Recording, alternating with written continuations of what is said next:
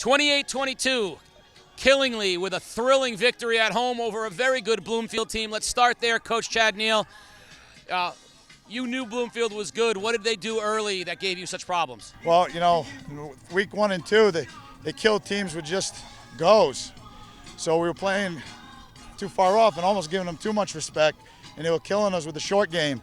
And then we just made a adjustment and believed in our guys, our DBs, and let them play. And I thought we won the game, and I told the kids at halftime, we're going to win the game in the off season. I thought we could win the game in 4 quarters.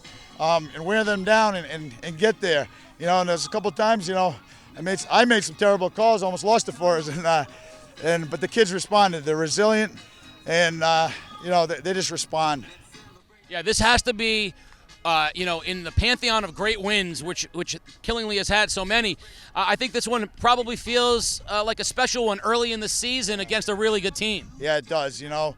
I think we're a heck of a football team. Number one. I think being in the northeast corner, we might not get that respect that if we were planted right in the middle of the state or the western side of the state. But, we know how to play football up here, and our kids are just tough. They're tough, they're athletic, and we got a lot of kids that make plays.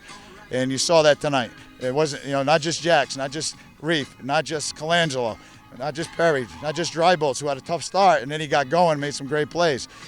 Once we settled in, we started to do some things, and it's the kids. They buy in, and at no point during that game did they say, put their tail between their legs and say, this is it.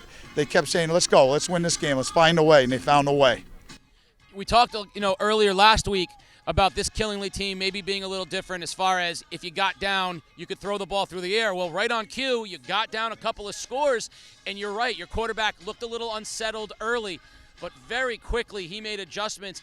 That passing attack looked very good, and you guys won a game through the air, which is something you haven't had to do. Talk a little bit about, what you saw and the confidence you felt in the players that made those plays. Yeah, well, first of all, everybody's going to put the guys in the box like Bloomfield did.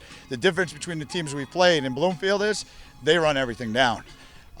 So we had to throw the ball on first down, and we were successful doing that. And we weren't going to be able to run the ball. If we were going to be able to run the ball, we had to set it up with the pass a little bit more, and you saw that as the game went along. It just took a while, to us to get going and believing in it, me believing in it that we're going to throw the ball and have confidence in that. And again, it's the kids. It's a kids' game. The kids make plays, and they did that tonight. I couldn't be more proud of my kids. Well, you're no secret to anybody in this part of the state.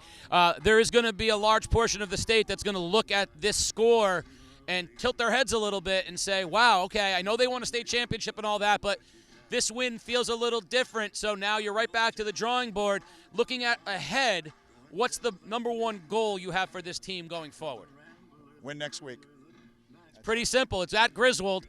Good, and they're going to come at you and play hard. So undefeated still, big win at home against Bloomfield. Killingly coach Chad Neal, 3-0.